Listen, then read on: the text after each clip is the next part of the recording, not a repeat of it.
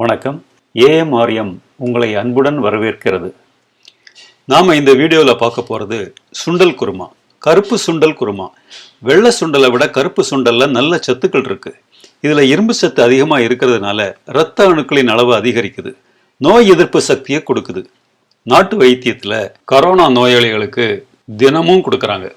Okay, சரி வாங்க செய்முறையை பார்ப்போம். கருப்பு சுண்டல் 1 கப்பு. நைட்டு ஊற போட்டு காலையில வைக்கிறதுக்கு. சுண்டல்ல 1.5 கப்பு தண்ணி ஊற்றி தேவைக்கு உப்பும் போட்டு ஒரு 3-4 விசில் வர்றது வரைக்கும் வேக வைக்கணும்.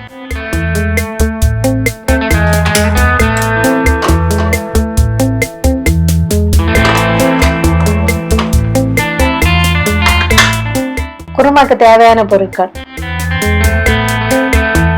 7 டேபிள் ஸ்பூன் தேங்காய், 2 டேபிள் ஸ்பூன் மல்லி மிளகாய் சேர்த்து பிடிச்சது, 1 துண்டு இஞ்சி, 3 பல்லு பூண்டு, மஞ்சள் தூள், கடுகு, 1 வெங்காயம், 2 பச்சை மிளகாய், கொஞ்சம் கருவேப்பிலை, 2 டீஸ்பூன் தேங்காய் எண்ணெய், கொஞ்சம் மல்லி இலை,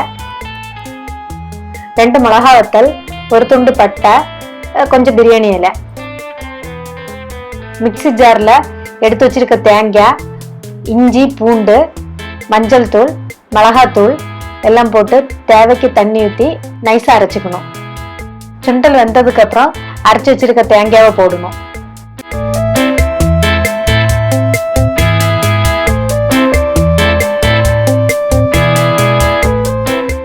அடுத்து கரம் மசாலா 1 டீஸ்பூன் போடணும்.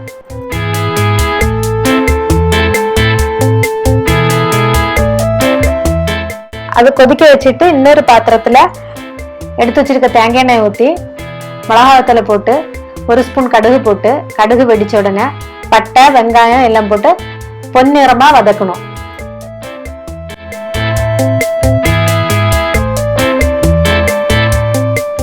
வதக்குனதை குருமால போட வேண்டியதுதான்.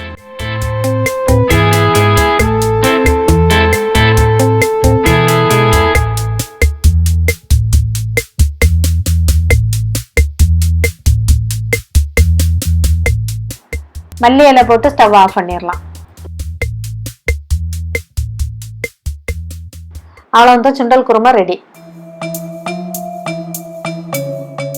இந்த குருமா உரட்டி, புட்டு, இடியாப்பம், சப்பாத்தி எல்லாத்துக்கும் நல்லா இருக்கும்.